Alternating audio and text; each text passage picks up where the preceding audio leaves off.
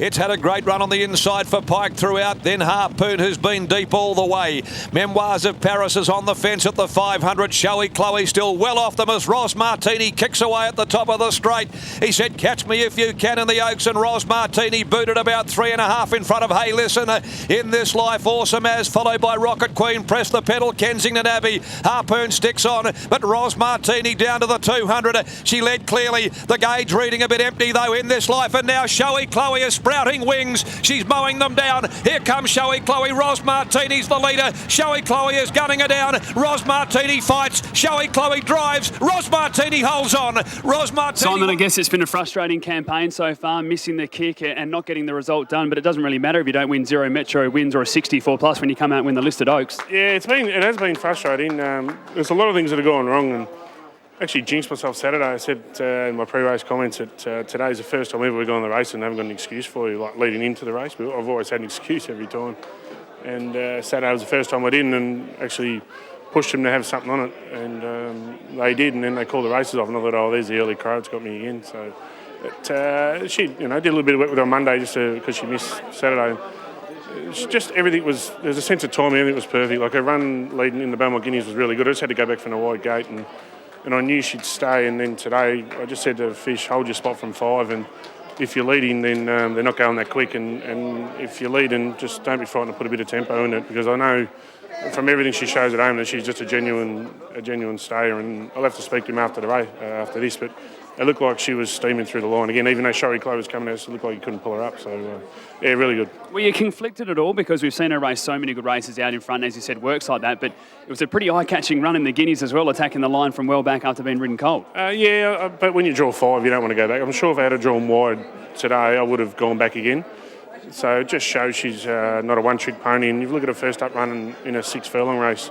She come from last because she blew the start, ran third and ran the fastest last 600, 400, 200 of the whole meet. So that in itself says that she's capable of sitting, but just when you draw a gate, you've got to use their advantage. You've always told us that you had this big picture plan and now it's worked out. Do you enjoy training stayers? We've talked about so many times your 2-year-old season at the moment. You're the best in WA. There's no doubt about that. You've got some tremendous sprinters as well, but we don't see you have too many horses go over 2,000 metres plus. No, you're right, Adam. I love them. I don't get the opportunity to train stayers, but I actually love training stayers when I get the opportunity. And you'll find most of the stayers that we do have fun with, they're the ones that are homebred and given to us. Like, it's hard to buy a stay at the sales. Like, they're not your typical conformed horse of a sprinter where they're strong and, they're lean and they lack a few, like some of them lack an arse. They've got to have a big girth naturally, but it's hard to buy a stayer and then say to someone, well, I'll let you know in 2 years, 3 years' time if it's any good or not. At least if you buy a sprinter and it can't sprint, it might be able to stay. So, but it's just the way our stable is. I buy 90% of our stable, so I aim for those sprinter miler types just because your results pretty quick, and also owners nowadays probably want as quick a return as you can. But when the opportunity comes to get a stayer, I trained her mum. She was a stayer. She won a couple of nice staying races for us, so it's a really good feel-good story. It is because the Wilberforces, obviously, I got Coronate, Nomad, Rosmartini. And then they all held their own and really were good for us when we first came across. And also just off a sad story with the Wilberforce's parents, and then to continue the legacy on to Rosmartini when she won a Saturday race was pretty emotional. Then the Geldings we retired off, and Rosmartini we went to stud with, or with a foal share with Ali Giles. And we got the first foal, which was this. So we continued on the legacy, and then you come out and win a stakes race. So she hasn't won a Saturday race yet, so I've got to lift my game there. But it's a good feel-good story, because there's just a lot of people involved in this, and it's very rewarding from my point of view to train for not only a good story but really nice people. No doubt about that at all, mate. It sounds like it's well deserved. The owners have been very patient, very happy as well. It's a great result for all of you. Congratulations. We look forward to seeing what you can do in the Classic. Yeah, thanks. They're a little bit dirty, but some of them pulled me up. Then he got $41 Saturday and they had to start again. So anyhow, she's a stakes winning pro art now, and it's really good. Well done, mate. Appreciate your honesty. Thanks, Adam. We'll now speak to winning jockey Jason Whiting. Jace obviously flew home last start. This time you're out in front, but she seemed just to love rolling out there as well. Yeah, no, when I sort of got down the back straight, I was a little bit mindful. Maybe I was going a little bit hard because it just seemed like I was just planning off by myself a little bit.